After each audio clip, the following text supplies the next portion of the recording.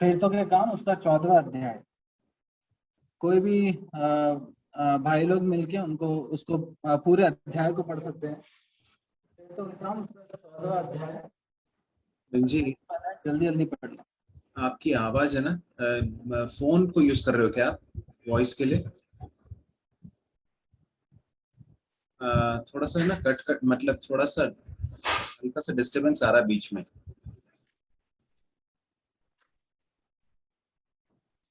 मेरी आवाज आ रही है क्या? हाँ हाँ, आ रही है, अब आ रही है। थोड़ा सा पास में, माइक को पास में रखना ना। हेलो। एको एको आ रहा है भाई बहुत ज्यादा।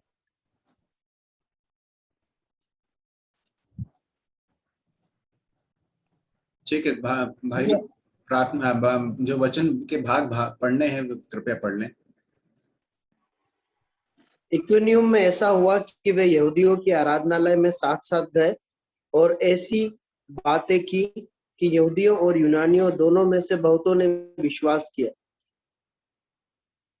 परंतु न मानने वाले यहूदियों ने अन्य जातियों के मन भाइयों के विरोध में उकसाए और बिगाड़ कर दिए, और वे बहुत दिन तक वहां रहे और प्रभु के भरोसे पर हियाव से बातें करते थे, और वह उनके हाथों से चिन्ह और अद्भुत काम करवाकर अपने अनुग्रह के वचन पर गवाही देता था। परंतु नगर के लोगों में फूट पड़ गई थी, इससे कितने तो यहूदियों की ओर और कितने प्रेरितों की ओर हो गए। परंतु जब अन्य जाति और यहूदी उनका अपमान और उन्हें पथरवाह करने के लिए अपने सरदारों समेत उन पर दौड़े, तो वे इस बात को जान गए और लुका उनिया के लुस्त्रा और दिरबे नगरों में और आसपास के देश में भाग गए और वहां सुसमाचार।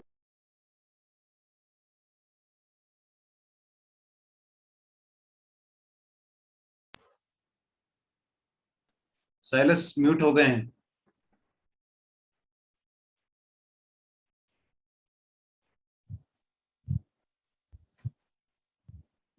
लुस्त्रा में एक मनुष्य बैठा था जो पांवों का निर्बल था।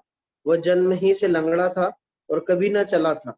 वह पौलुस को बातें करते सुन रहा था, और इसने उसकी ओर टकटकी लगाकर देखा कि इसको चंगा हो जाने का विश्वास है, और ऊंचे शब्द से कहा, अपने पांवों के बल सीधा खड़ा हो। तब वह उछलकर चलने फिरने लगा। लोगों ने पौलुस का वह काम देखकर लुकानिया की भाषा में ऊंचे शब्द से कहा, देवता मनुष्य के रूप में हमारे पास उतर आए हैं। और उन्होंने बरनबास को जियुस और पौलुस को हिरमेस कहा, क्योंकि यह बातें करने में मुख्य था। और जियुस के उस मंदिर के पुजारी जो उनके नगर के सामने था, बेल और फूलों के हार फाटकों पर लाद कर लोगों के साथ बलिदान करना चाहता था। परंतु बरनबास और पौलुस और प्रेरितों ने जब सुना तो अपने कपड़े फाड़े और भीड़ में लपक गए और पुकार कर कहने लगे, हे लोगों, तुम क्या करते हो?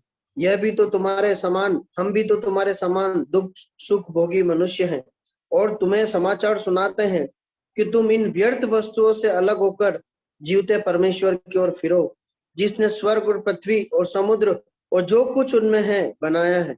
उसने बीते समयों में सब जातियों को अपने अपने मार्गों में चलने दिया, तो भी उसने अपने आप को बेगवाह न छोड़ा, किंतु वह भलाई करता रहा और आकाश से वर्षा और फलवंत ऋतु देकर तुम्हारे मन को भोजन और आनंद से भरता रहा। यह कहकर भी उन्होंने लोगों को कठिनता से रोका कि उनके लिए बलिदान न करे। परंतु कितने यहूदियों ने अंताकिया और इकुनियुम से आकर लोगों को अपनी ओर कर लिया और पौलुस को पथरवाह किया और मरा समझकर उसे नगर के बाहर घसीट ले गए। पर जब चेले उसकी चारों ओर आ खड़े हुए तो वह उठकर नगर में गया और दूसरे दिन बरनबास के साथ दिरबे को चला गया।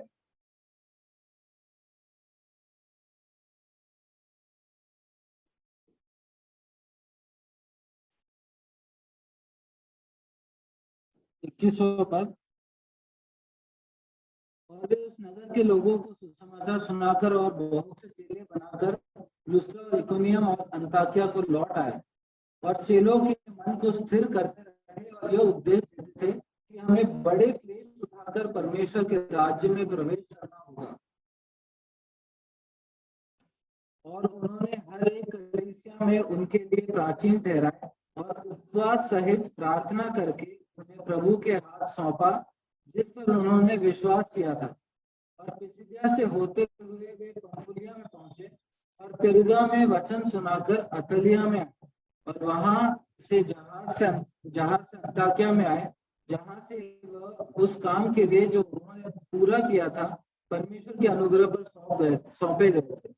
वहां पहुंचकर उन्होंने कलीसिया इकट्ठी की और बताया कि परमेश्वर ने हमारे साथ होकर कैसे बड़े बड़े काम किए और अन्य जातियों के लिए विश्वास का द्वार खोल दिया, और वे चेलों के साथ बहुत दिन तक रहे। मैं विश्वास करता हूँ कि अभी आवाज क्लियर थी, कोई एको वगैरह तो नहीं है? नहीं थी। क्लियर नहीं है बेंजी जी, वो क्लियर नहीं थी जी। आप है ना वो ऑडियो के लिए दूसरा डिवाइस यूज कर रहे हो ना, शायद इसके कारण है। नहीं। आप अभी आपका जो वीडियो है it is coming through Johnson babies family, और ऑडियो जो है इसका बंद है। हाँ,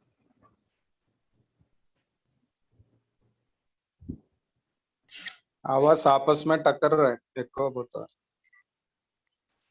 अभी कुछ बोल के देखिए, नहीं आ रही है।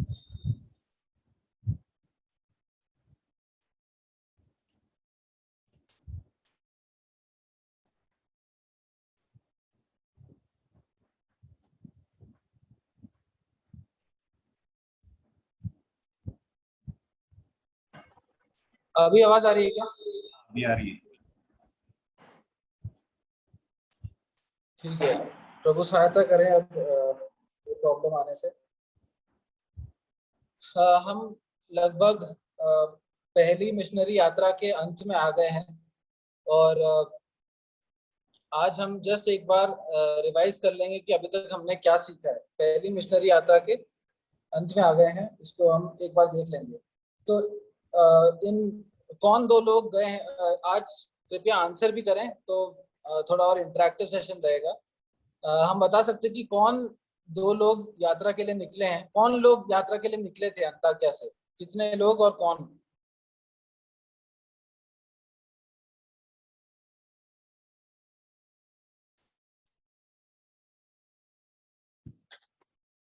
हेलो, बरनबास और यूहन्ना। हाँ जी, जोर से बोलें। पौलुस, बरनबास और यूहन्ना। तो पौलुस, बरनबास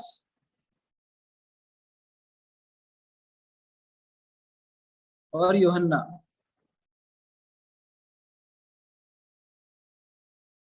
ठीक है, अभी कहाँ से निकले थे ये तीनों? अंताकिया से। अंताकिया से निकले थे। अंताकिया से निकलकर ये सबसे पहले कहाँ गए थे?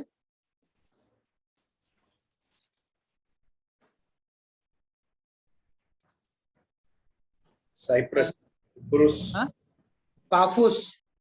नहीं, अंताकिया से निकलकर वो एक जगह गए थे, सिलूकिया। सिलूकिया गए, है ना। सिलूकिया जाकर वहां से उन्होंने जहाज पकड़कर वो एक टापू पे गए थे। उस टापू का नाम क्या था? कुप्रुस। कुप्रुस। और भी भाई बहन जवाब दें, हम सब साथ में ये क्लास अटेंड कर रहे थे। कुप्रुस। कुप्रुस में उन्होंने पूरे टापू को कवर किया, उसमें 2 शहरों के नाम बताए गए हैं। उसमें सबसे पहले कहाँ से शुरू किया उन्होंने?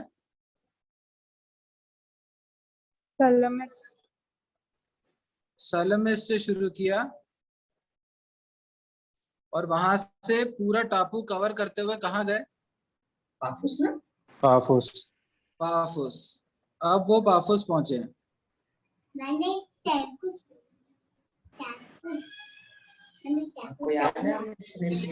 अनम्यूट है क्या? हाँ, पाफुस पहुंचे। तो ये जो सलमिस शहर है वो कुप्रुस का सबसे बड़ा शहर है, इसके बारे में बता रहा हूँ। और जो पाफुस शहर है वो कुप्रुस का कैपिटल सिटी है। जैसे इंडिया का दिल्ली है कैपिटल, वैसे पाफुस कुप्रोस का कैपिटल है। ठीक है, पाफुस से फिर वो कहाँ गए?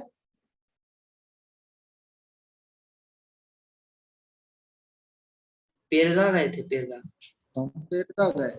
पेरगा पेरगा पंपुरिया से पेरगा में है। हाँ, पाफुस जो पंफिलिया में है वहां से पाम्फिलिया के परगा में है, पाम्फिलिया के परगा में है ना।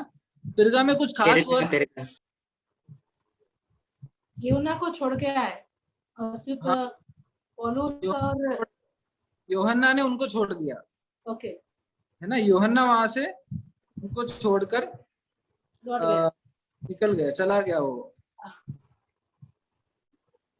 ठीक है, ठीक है। खैर, उन्होंने मिशनरी यात्रा वहां खत्म नहीं करी, उन्हें और आगे बढ़ते गए। और अगली कहाँ कहाँ पहुंचे वो? पिसिदिया के अंताकिया। हाँ, पिसिदिया के अंताकिया। तो याद रखें, दो अंताकिया है, एक अंताकिया से शुरुआत हुई थी और अभी ये पिसिदिया के अंत, वो सीरिया का सूर देश का अंताकिया है और ये पिसिदिया का अंताकिया है। ठीक है, पिसिदिया के अंताकिया के बाद कहाँ गए?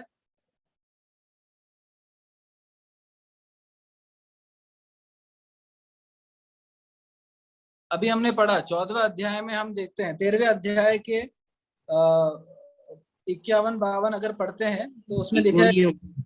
हाँ, तो 14वें अध्याय के पहले पद में लिखा है इकोनियम। इकोनियम।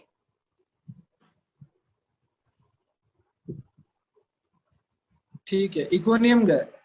वहां से हम देखेंगे कि वहां पे क्या हुआ। इकोनियम के बाद कहाँ गए? इकोनियम में लुस्त्रा। हाँ, लुस्त्रा। लुस्त्रा गए और आखिरी डेस्टिनेशन कहाँ पे आया? दिरबे। दिरबे। हाँ, उसके 20वें पद में लिखा है ना, दिरबे चले गए। ठीक है, तो ये था इनका सफर। आपको स्क्रीन पे दिख रहा होगा। जी जी, दिख रहा है, दिख रहा है। हाँ, तो अंताकिया से सिलुकिया, सिलुकिया से जहाज पकड़कर कुप्रुस, कुप्रुस में ये दोनों जगह गए और उसके बाद फिर फाइनली वहां से सलमिस, सलमिस से पाफुस, पाफुस से पिरगा और फिर पिरगा से पिसिदिया के अंताकिया, अंताकिया से इकोनियम, इकोनियम से लुस्त्रा, लुस्त्रा से दिरबे। अब अंताकिया से वो भेजे गए, सिलुकिया से जहाज पकड़ा, कुप्रुस में उन्होंने पूरा टापू कवर किया, पिरगा में उन्होंने वचन शेयर किया या फिर वहां पे भी सुसमाचार सुनाया और यूहन्ना वहां से चला गया। पिसिदिया की अंताकिया में क्या खास हुआ था? पिसिदिया की अंताकिया के बारे में हम पिछले हफ्तों में देख रहे थे कि वहां पे क्या हुआ, घटना क्या हुई थी। मैं बता देता हूँ। वहां पे यहूदियों के मंदिर में उन्होंने वचन बांटा, सुसमाचार। वो असली में वहां अटेंड करने गए थे मीटिंग, और वहां के लोगों ने कहा कि आप कुछ प्रोत्साहन के शब्द वचन बोले। तो वहां वचन बोलते हैं, बहुत लोग विश्वास में आते हैं। तो और उसके बाद विश्वास में आते हैं और 13वें अध्याय के आखिरी कुछ पदों में 48 से आगे हम पढ़ते हैं कि वहां के यहूदियों को ये बात पसंद नहीं आई। 49 से 50 से 13 के 50 को पढ़ देंगे। परंतु यहूदियों ने भक्त और कुलीन स्त्रियों को और नगर के प्रमुख लोगों को उकसाया और पौलुस और बरनबास के विरुद्ध उपद्रव करवाकर उन्हें अपनी सीमा से निकाल दिया। तब वे उनके सामने अपने पांवों की धूल झाड़कर इकुनियुम को चले गए और चेले आनंद से और पवित्र आत्मा से परिपूर्ण होते गए। तो एक तो वहां पे सुसमाचार बांटा, दूसरा वहां पे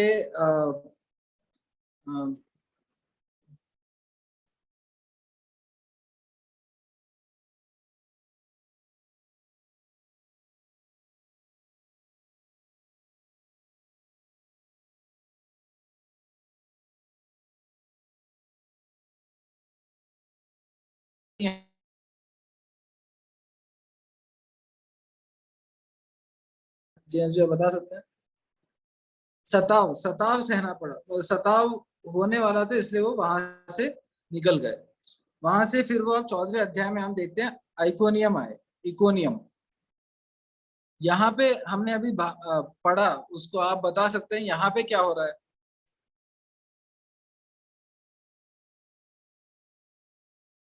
इकोनियम में क्या क्या हुआ हम बता सकते हैं?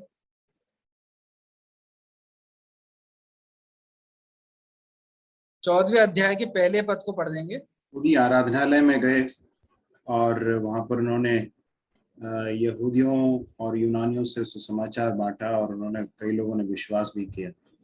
यस, फिर से वो आराधनालय में गए, आराधनालय में गए और वहां पे सुसमाचार को बांटा और बहुत लोगों ने विश्वास किया। क्या लिखा है? यहूदियों और अन्य जातियों ने के मन, ऐसी बात, यहूदियों और यूनानियों दोनों में से बहुतों ने विश्वास किया। इंग्लिश में लिखा है कि जूस एंड जेंटाइल्स, तो अन्य जाति। खैर वहां पे विश्वास किया। उसके बाद हम देखते हैं कि वहां पे विरोध भी आया। उसके दूसरे पद में लिखा, परंतु न मानने वाले यहूदियों ने अन्य जातियों के मन भाइयों के विरोध में उकसाए और बिगाड़ कर दिए। लेकिन हम देखते हैं पौलुस यहाँ पे भले ही यहूदियों को ये बात पसंद नहीं आई कि लोग विश्वास में आ रहे हैं, अन्य जाति और यहूदी दोनों विश्वास में आ रहे हैं, तो जो अविश्वासी यहूदी थे जिनको ये बात पसंद नहीं आ रही थी, उन लोगों ने जो दूसरे अन्य जाति हैं उनको उनका मन बिगाड़ने की कोशिश करी। तो मैं आपसे पूछना चाहता हूं कि यहूदी और अन्य जाति वैसे भी उनके बीच में कोई संबंध था क्या? यहूदी और अन्य जाति साथ में बैठते पढ़ते थे क्या? कुछ करते थे क्या साथ में? नहीं करते थे। हम देखते हैं वचन में, इवन जब कॉर्नेलियस के विषय में हम देखते हैं, वहां से पतरस जब उनको सुसमाचार सुना के जब वो घराना विश्वास में आता है, उसके जब वो आराधनालय वापस अपने विश्वासियों के पास वापस आता है, तो वहां पे उससे पूछताछ होती है कि तुम उनके साथ क्यों बैठने गए? तो इवन जो विश्वास में आ चुके हैं उन यहूदियों के लिए भी अन्य जातियों के साथ बैठना, उठना बैठना करना सब गलत था। लेकिन हम यहाँ देखते हैं कि जो यहूदी हैं, जो विश्वास नहीं करना चाहते, वो खुद भी विश्वास नहीं करना चाह रहे, और जो अन्य जाति हैं जिनके साथ उनका वैसे तो कोई संबंध नहीं होना चाहिए, उनको भी वो उनके विरुद्ध में उकसा रहे हैं। इसका कारण क्या है? हम देख सकते हैं 13वें अध्याय उसके 44 और 45, 13वें अध्याय के 44 और 45 में देख सकते हैं। उसमें लिखा है, अगले सब्त के दिन नगर के प्राय सब लोग परमेश्वर का वचन सुनने को इकट्ठा हो गए, परंतु यहूदी भीड़ को देखकर धा से भर गए और निंदा करते हुए पौलुस की बातों में विरोध में बोलने लगे।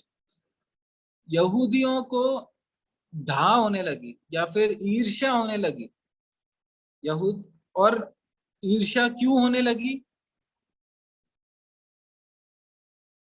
उसके 13वें अध्याय के 16, 26 और 43, कोई भी एक भाई 13वें अध्याय के 16 पढ़ दें, कोई भी एक व्यक्ति 13वें अध्याय के 26 पढ़ दें और कोई एक 13वें अध्याय के 43 पढ़ दें। तब पौलुस ने खड़े होकर और हाथ से सैन करके कहा, हे इस्राएलियों और परमेश्वर से डरने वालों सुनो। हे इस्राएलियों और परमेश्वर से डरने वालों सुनो। इंग्लिश में लिखा है, Men of Israel and you Gentiles who worship God, या फिर तुम अन्य जातियों जो परमेश्वर से डरते हो सुनो। तो हिंदी में कुछ वर्ड्स मिसिंग है, लेकिन उसका असली में यहाँ लिखा है, हे इजरायलियों और परमेश्वर से डरने वालों सुनो, इसमें ऐसा लिखा है, लेकिन असली में है, हे इजरायलियों और परमेश्वर से डरने वाले अन्य जातियों सुनो। तो ये एक 16वां पद हो गया। और 26वां पद, हे भाइयों, तुम जो अब्राहम की संतान हो और तुम जो परमेश्वर से डरते हो, तुम्हारे पास इस उद्धार का वचन भेजा गया है। इसमें भी गॉड फियरिंग जेंटाइल्स लिखा है ना, तो इसमें लिखा है, तुम जो अब्राहम की संतान हो, या फिर जो इजरायली है, एंड गॉड फियरिंग जेंटाइल्स, या फिर परमेश्वर से डरने वाले अन्य जातियों। और तीसरा 43वां पद भी पढ़ लें। और जब सभा उठ गई तो यहूदियों और यहूदी मत में आए हुए भक्तों में से बहुतेरे पौलुस और बरनबास के पीछे हो लिए, और उन्होंने उनसे बातें करके समझाया कि परमेश्वर के अनुग्रह में बने रहो। तो हम यहाँ देखते हैं कि यहाँ पे भी लिखा है यहूदी मत में आए हुए भक्तों से। तो एक बात जो हम देखते हैं कि यहूदी मत में या यहूदी विश्वास में आए हुए कई अन्य जाति हैं, और ये अन्य जाति क्योंकि यहूदी विश्वास में, इसलिए तो वो यहूदियों के आराधनालय में बैठे हुए हैं जब पौलुस और बरनबास वहां पहुंचे। तो 14वें अध्याय में हम जो देखते हैं कि ये यहूदियों को पसंद नहीं आ रहा, या फिर यहूदी और अन्य जाति मिलकर पौलुस और बरनबास को परेशान करने वाले हैं। तो ये वो अन्य जाति हैं जो परमेश्वर से डरते हैं, या फिर जो इजरायली जिस यहूदी जिस परमेश्वर पर विश्वास करते हैं, उस परमेश्वर से डरने वाले, उस आराधनालय में जाने वाले यहूदी हैं। तो यहूदी मत में आए हुए अन्य जाति हैं, और क्योंकि ये लोग भी अब मन फिरा रहे थे, जैसा कि 13 में लिखा है, और यहूदियों और यहूदी मत में आए हुए भक्तों से बहुतेरे पौलुस और बरनबास के पीछे हो लिए, क्योंकि ये लोग जो इनके साथ आ गए थे, वो लोग भी अब पौलुस और बरनबास अर्थात परमेश्वर प्रभु यीशु मसीह के सुसमाचार को मानकर उनके पीछे हो रहे हैं। इसीलिए इनको ईर्ष्या होती है। हम 45वें पद में पढ़ते हैं, ईर्ष्या डाह होने लगा, ईर्ष्या होती है। लेकिन और अगर हम अपने आज के हम अपने संदर्भ को देखें, अपने देश में देखें, अपने आसपास देखें, तो आज भी ऐसे ही हो रहा है कि लोग परेशान इस बात से नहीं हो रहे कि कोई गलत रास्ते में चला गया, लेकिन इस बात से हो रहे हैं कि ये हमारे धर्म को छोड़ के चला गया। हम देखते हैं जैसे यहाँ पे यहूदियों को ये दिक्कत नहीं थी कि ये लोग कुछ गलती कर रहे हैं या पाप कर रहे हैं। इनको ये दिक्कत थी कि हमारे नंबर्स कम हो रहे हैं, हम जो यहूदी मत में जो आए उनको भी लेके जा रहे हैं। ये कैसे लोग हैं? इसीलिए ये इतना परेशान होके, इतने इरिटेट होके बैठे हैं। लेकिन आज भी वो जमाना है, उस समय पर भी वो जमाना था, लेकिन परमेश्वर ने इन दोनों को, पौलुस और बरनबास को, वहां पे कुछ करने की हिम्मत दी। वो अगर हम 3 पद पढ़े, उसमें लिखा और वे बहुत दिन तक वहां रहे और प्रभु के भरोसे पर हियाव से बातें करते थे। संदर्भ आज और उस समय पे भी एक जैसा ही था। परेशानी थी, लोग विरोध में खड़े थे, जहां जहां जा रहे हैं वहां वहां परेशानी आ रही है। लेकिन यहाँ हम देखते हैं वो बहुत दिन तक वहां रहे। परेशानी दिख रहा है कि इनका मन चेंज हो रहा है, लेकिन उसमें देखा प्रभु के भरोसे पर हियाव से बातें करते रहे।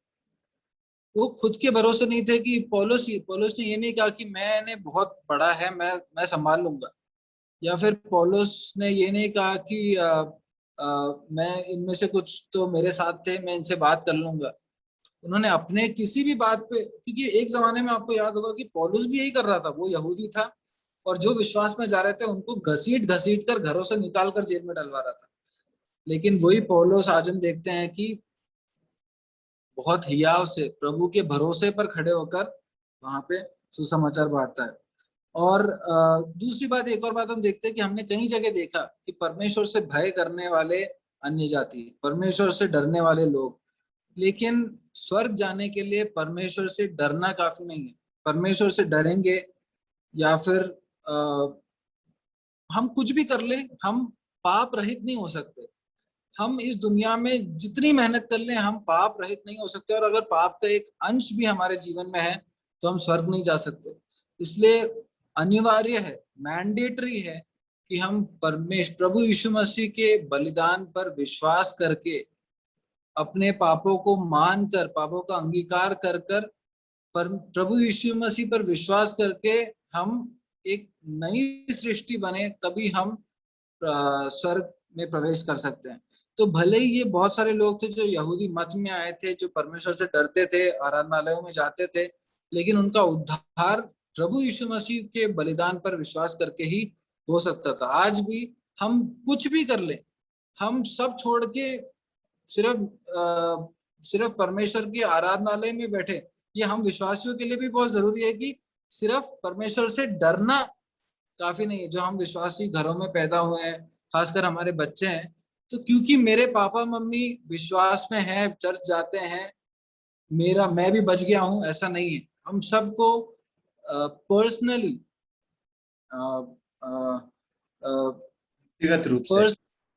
व्यक्तिगत रूप से हमें मानना पड़ेगा कि हम पापी हैं और हमें उद्धार की जरूरत है, और जो प्रभु यीशु मसीह दे सकते हैं।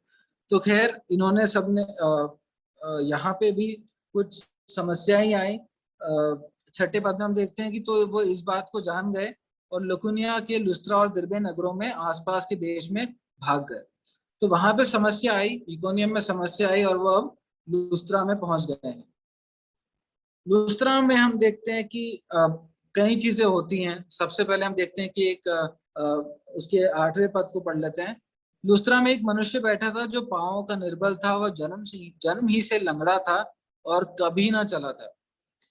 एक मेरे ख्याल से पौलुस का पहला आश्चर्य कर्म या फिर किसी को चंगाई देने का पहला भाग है ये, जिसमें लिखा है कि एक लंगड़ा था जो आज तक चला नहीं था, जन्म से लंगड़ा था, कभी ना चला था। पौलुस उसको चंगाई देता है, और ये चंगाई देखकर वहां के लोग एकदम हैरान हो जाते हैं। और 9वें पद में लिखा है, नहीं 10वें पद में, और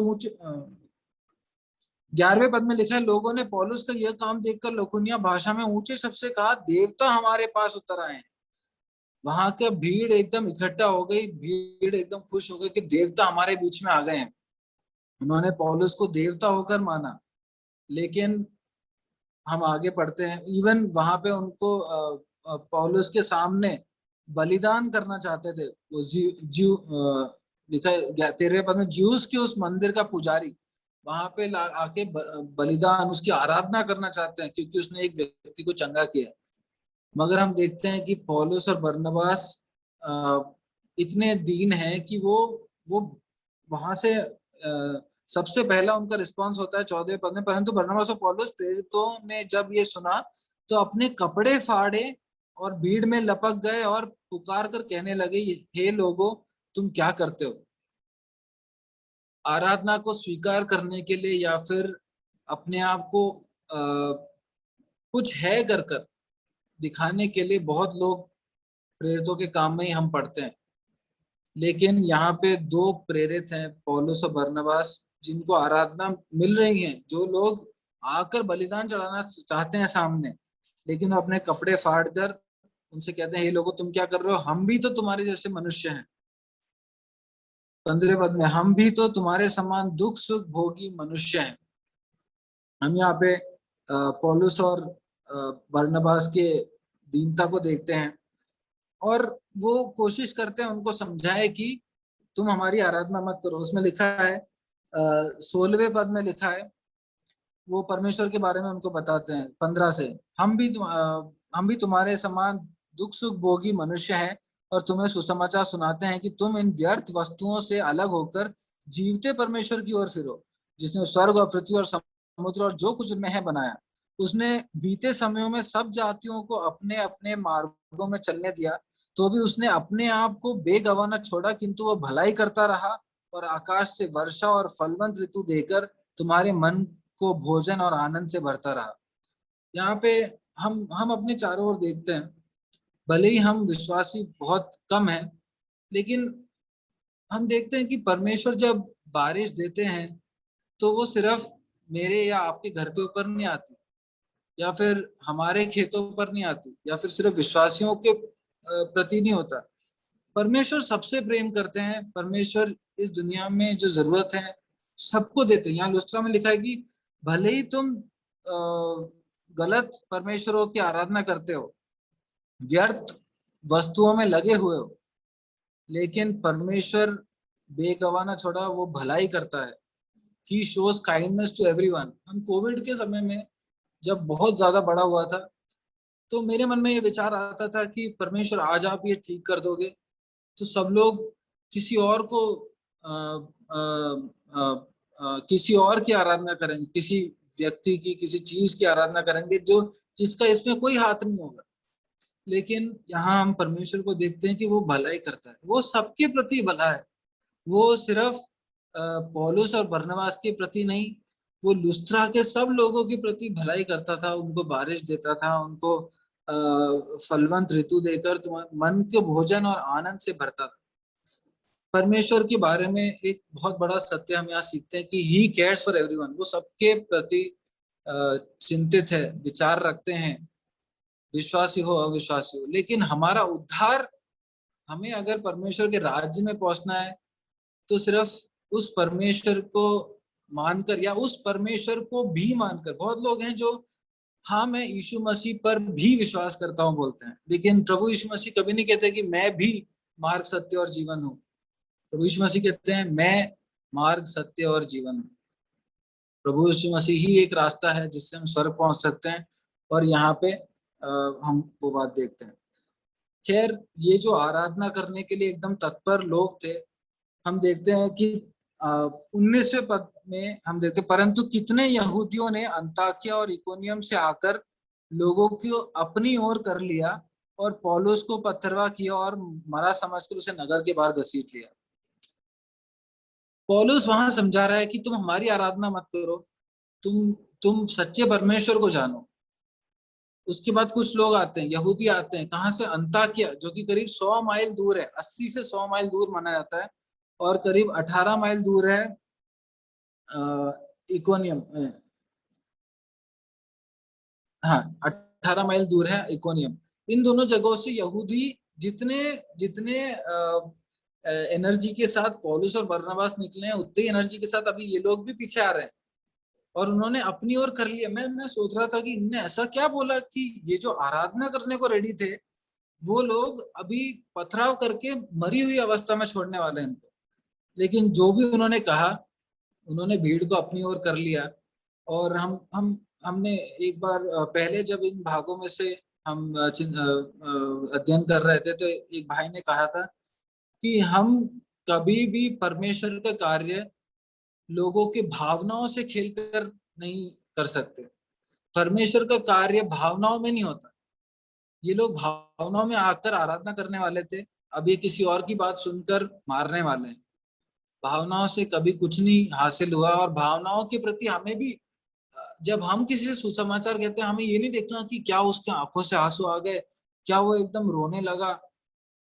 कार्य हृदय में होता है। कार्य उस हृदय के कार्य से हो सकता है कि उस व्यक्ति की आंखों में आंसू आए, वो सच्चा पश्चाताप करे, that is a different thing. लेकिन हम सिर्फ ये देखकर कि उसकी भावनाएं उस समय पर कैसी थी, या फिर कई बार हम भी वचन सुनते हैं, हम भावनाओं में आ जाते हैं कि आज से मैं ये करूंगा क्योंकि प्रभु ने मेरे लिए ये किया। लेकिन भावनाएं कुछ समय की रहती है। हम इन लोगों के बारे में देख रहे हैं, कुछ समय के बाद ये लोग पौलुस को पथराव करके मरा हुआ जैसा छोड़ देते हैं। तो लुस्त्रा, इकोनियम, उसके बाद लुस्त्रा में मरी हुई हालत में शहर के बाहर डाल देते हैं। वहां से भी पौलुस उठ जाता है मरी हुई हालत में। मरी हुई हालत मतलब जख्मी, पत्थर मारा है उनको। स्टीफानोस की मृत्यु हो गई थी उस पथराव के कारण। ये व्यक्ति पौलुस वहां मरी हुई हालत से उठकर अगले शहर में जाता है। वो वहां रेस्ट नहीं लेता कि यार अब, और उसमें ये लिखा है कि 20वें पद में लिखा है कि वो उठकर नगर में गया और दूसरे दिन, अगले ही दिन वो अगली जगह चले गए। मरी हुई हालत में कोई व्यक्ति ऐसा कर ले, बहुत कठिन है। मैंने जब वैक्सीनेशन लिया था तो मैं पहले दिन ठीक था, अगले दिन मैं नौकरी पे गया। वैक्सीनेशन का वो वीकनेस के कारण मेरी बस ये इच्छा थी कि मैं जैसे तैसे घर पहुंच के सो जाऊं। मैं घर आया, मैंने एक क्रोसिन लिया, मैं सो गया। एक वैक्सीनेशन की वजह से मेरे को ये हुआ। इस व्यक्ति को मरी हुई हालत में छोड़ा और अगले दिन वो अगले शहर के लिए निकल गए घर पे। ये सब क्यों हो रहा है? क्योंकि इनका भरोसा परमेश्वर पे था, परमेश्वर पर हियाव रखकर ये सब कर रहे थे। हम पहले अध्याय में पढ़ रहे थे पवित्र आत्मा की सामर्थ, परमेश्वर पर हियाव रखना। पवित्र आत्मा की सामर्थ से दूसरे अध्याय में 3000 लोग बचाए गए। उसके बाद हर अध्याय में लोग सुसमाचार सुन रहे हैं, विश्वास में आ रहे हैं, सब पवित्र आत्मा की सामर्थ। और पवित्र आत्मा की सामर्थ से ही ये व्यक्ति पौलुस उस मरी हुई अवस्था में से उठकर अगले शहर में जा रहे हैं। हम अपने भरोसे रहें, दवाइयों के भरोसे रहें, या फिर एक्सरसाइज के भरोसे रहें, फिटनेस के भरोसे रहें, ये सब कुछ भी नहीं है। सिर्फ पवित्र आत्मा की सामर्थ है जिसने इस दुनिया को 12 चेलों के द्वारा उलट पुलट करा है। प्रभु हमारी सहायता करे कि हम उस सामर्थ पे भरोसा करने वाले लोग बन सके।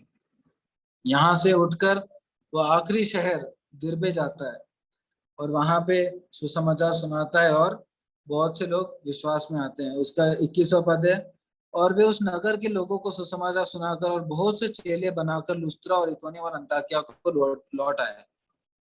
दरबे गए, सुसमाचार सुनाया, बहुत से चेले बने। और उसके बाद बहुत रोचक एक बात लिखी, एक बार हम इसको रिवाइज कर लेते हैं।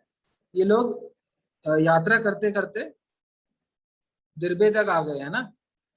अब इनका रिटर्न देखते हैं। दिरबे से वो वापस लुस्त्रा जाते हैं, लुस्त्रा से इकोनियम जाते हैं, इकोनियम से पिसिदिया के अंताकिया जाते हैं, और पिसिदिया के अंताकिया से वो पिरगा जाते हैं, पिरगा से फिर वो अतालिया करके एक जगह जाते हैं, और उसके बाद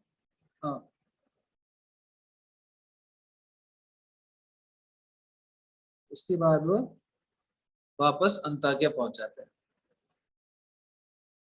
इसमें इस मैप को अगर हम देखेंगे तो इसमें सबसे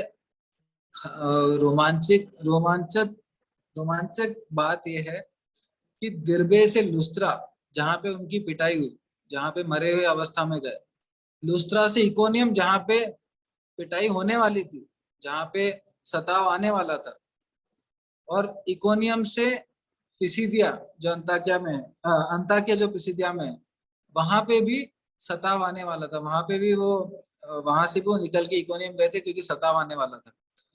ये इन तीनों जगहों में वापस गए जहां पे उनको प्रॉब्लम्स फेस करनी पड़ सकती है। वो इन तीनों जगह में गए जहां पे सबसे ज्यादा तकलीफ हुई। वो चाहिए तो अगर हम मैप देखें जो जेम्स भैया ने पहले दिखा रखा है, उस मैप में देखें तो दिरबे के अंदर है, वहां से लैंड से होते हुए वो डायरेक्ट वापस जा सकते हैं सूर के अंताकिया में, सामने से भी रास्ता है। लेकिन ये वापस गए, ये उन जगहों पे वापस गए जहां पे सताव आ सकते थे। पहले तो ये जब मिनिस्ट्री वचन बांटने निकले तो उनके मन में एक मिशन था, एक उद्देश्य था जिससे वो निकले थे। तो जहां जहां सताव आए वहां रुके नहीं, वहां से लौटे नहीं, आगे बढ़ते गए। पहले आगे बढ़ने का जब काम था तो आगे बढ़ते गए, जब लौटने का काम आया तो भी उन जगहों से होकर लौटे जहां पे पहले सताव झेल चुके। पौलुस, हम याद रखें कि पौलुस मरी हुई अवस्था में था। पौलुस बहुत एक शारीरिक रूप से बहुत थकी हुई अवस्था में रहा होगा, लेकिन वो फिर भी इन जगहों पे वापस गया। क्यों गया बता सकते हैं?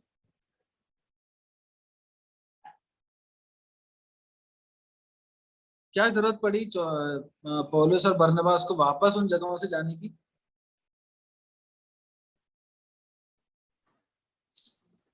उनके मन को स्थिर करते रहें और यह उपदेश देते थे कि विश्वास में बने रहो।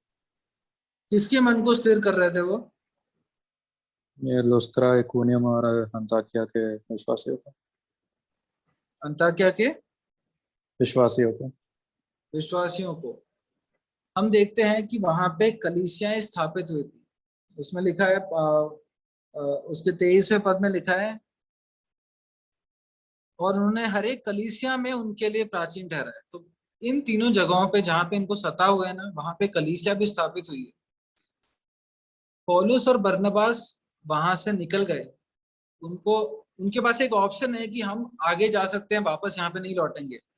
लेकिन अब वहां के लोगों की सोचिए, जहाँ पे कलीसिया स्थापित हुई, उनको तो वहीं रहना है। वहां के आसपास के यहूदियों को सबको पता है कि ये लोग प्रभु यीशु मसीह के चेले हैं, कलीसिया स्थापित हो चुकी है, लेकिन ये लोग भी वहां निडर होकर रह रहे हैं। आप सोचें कि पौलुस और बरनबास इंदौर आए, इंदौर में कलीसिया स्थापित हुई, वो इंदौर से चले गए, वो भोपाल चले गए, लेकिन इंदौर में जो कलीसिया है उनके हमारे तो पड़ोसी हैं, वो जानते हैं कि हम प्रभु यीशु मसीह के चेले हैं, तो हम पर भी हमला हो सकता है, हम पर भी सताव आ सकता है। लेकिन हम देखते हैं कि वहां कलीसिया स्थापित हुई, वहां पे कलीसिया में लीडरशिप या फिर सेवकाई के लिए भी प्राचीन ठहराए गए 23वें पद में, और उन्होंने हर एक कलीसिया में उनके लिए प्राचीन ठहराए। ये प्राचीन अब उस कलीसिया का नेतृत्व करने वाले, कलीसिया पर जो आएगा, जो सताव आएगा, हो सकता है कि सबसे फ्रंट लाइन पे इन प्राचीनों को उस तकलीफ को सहना पड़े, उस सताव को सहना पड़े। लेकिन ये जो भाई, ये जो हमारे भाई जो ठहराए गए उस नेतृत्व के जगह पे, वो लोग भी निडर हुए, निडर रहे। वो लोग ये नहीं कर रहे, हम कहीं नहीं देखते कि बोलते हैं कि अरे नहीं नहीं हम कैसे करें, आप ही अभी सिखाओ। इनकी पूरी पहली मिशनरी यात्रा 2 साल की रही थी, 2 साल की रही थी। उस 2 साल में ये कलीसियाएं स्थापित हुई हैं, और उसमें विश्वासी इतने ट्रेन हुए हैं कि कुछ विश्वासी नेतृत्व की जगहों पर प्राचीन भी ठहराए जाए, और वो भी निडर होकर इतने सताव के समय में, जहां पर खासकर आप लुस्त्रा की सोचे, लुस्त्रा की कलीसिया में, कलीसिया के बाहर ही पौलुस को मारा होगा, लेकिन परमेश्वर ने उनको ठहराया, उनको पौलुस और बरनबास के द्वारा इन लोग इस कलीसिया में नेतृत्व को, प्राचीनों को ठहराया, निडर होकर वहां ठहराया, ताकि कलीसिया की बढ़ोतरी हो, और ताकि अगर कुछ भी डाउट हो, तो इन्होंने बीज तो बो दिए, पौलुस और बरनबास ने बीज बोए, कलीसिया स्थापित हुई, लेकिन बाय चांस वो डर जाए तो वो वापस आए उनको स्थिर करने के लिए, उनको स्ट्रेंथन करने के लिए। उसके 22 में लिखा है, और चेलों के मन को स्थिर करते रहे और ये उपदेश देते थे कि हमें बड़े क्लेश उठाकर परमेश्वर के राज्य में प्रवेश करना होगा। उन्होंने खुद बड़े क्लेश उठाए, और उन्होंने दूसरों के मन को स्थिर करा और बोला कि बड़े क्लेश उठाकर हम परमेश्वर के राज्य में प्रवेश करना होगा। एक बात पक्की है मेरे भाइयों, मेरे बहनों, कि हम परमेश्वर के राज्य में प्रवेश करेंगे, बड़े क्लेश उठाएंगे। ये 100%, it is not a necessity, ये मैंडेटरी नहीं है कि हम सब किसी ना किसी तरह से सताव उठाएंगे। मगर अगर सताव आते हैं तो हमें शौक नहीं होना, हमें परेशान नहीं होना कि अरे ये कैसे हो सकता है, क्योंकि प्रभु यीशु मसीह ने उस सताव को सहा है। हमारे पहली सदी की कलीसिया ने और हर सदी की कलीसिया ने इन सताव को सहा है। आज की सदी में भी कई जगहों पर कलीसिया सताव सहती है, प्रभु के सेवक सताव सहते हैं, मारे जाते हैं। हम ग्राहम स्टेन्स के बारे में जानते हैं, उड़ीसा में ग्राहम स्टेन्स और दोनों बेटों को जला दिया, जिंदा जला दिया गया, बर्न्ट अलाइव। तो आज भी ये सताव है, और जब ये सताव आएगा तो हम घबराए नहीं, हम शौक नहीं हो, लेकिन हम स्थिर हो, क्योंकि पौलुस ने झेला है, प्रभु यीशु मसीह ने झेला है, पौलुस बरनबास ने झेला है, कलीसिया के बहुत सारे भाई बहनों ने झेला है। हम भी उनके साथ इस क्लेश में एक हो सके।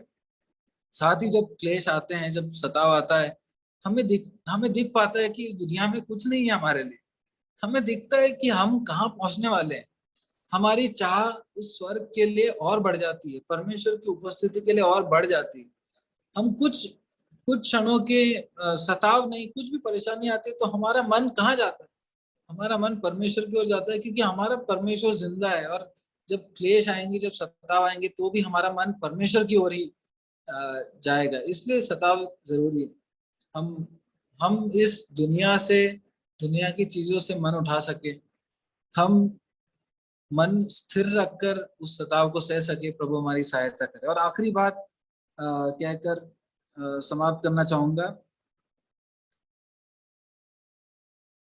27वां पद, वहां पहुंचकर उन्होंने कलीसिया इकट्ठी की और बताया कि परमेश्वर ने हमारे साथ होकर कैसे बड़े बड़े काम किए और अन्य जातियों के लिए विश्वास का द्वार खोल दिया। उन्होंने ये नहीं बताया कि तुम्हें पता है इन इन जगहों पे तो बहुत परेशानी थी, लेकिन जैसे तैसे हमने सुसमाचार सुनाया। उन्होंने ये नहीं बताया कि अरे इस जगह तो पौलुस मरी हुई हालत में पहुंच गया था, लेकिन फिर भी हम रुके नहीं, हम दिरबे गए और हम इतने स्ट्रांग थे, या फिर हम इतने हमारा सामर्थ्य इतना था कि हम वापस उन जगहों पे से आए और किसी ने छुआ तक नहीं। ऐसा कभी नहीं बोला उन्होंने बोला कि परमेश्वर ने हमारे द्वारा क्या किया। उन्होंने अपने कष्ट के बारे में शायद कभी पर्सनली किसी से शेयर किया हो, लेकिन उन्होंने अपने कष्ट के बारे में पूरी कलीसिया के सामने एक अपने आप को नहीं रखा। उन्होंने क्या कार्य किया, परमेश्वर ने मेरे द्वारा क्या कार्य किया उसको रखा। और आखिर में कलीसिया को जब ये रिपोर्ट करते हैं तो इनकी महिमा नहीं, परमेश्वर की महिमा हुई। और फिर हम देखते हैं वो चेलों के साथ बहुत दिन तक रहे। परमेश्वर हमारी सहायता करेगी, चाहे कुछ भी आए, चाहे सताव आए, चाहे खुशियां रहे, जैसा चाहे शांति रहे हमारे जीवन में, चाहे परेशानी रहे, हम हर चीज में परमेश्वर को महिमा दे सके।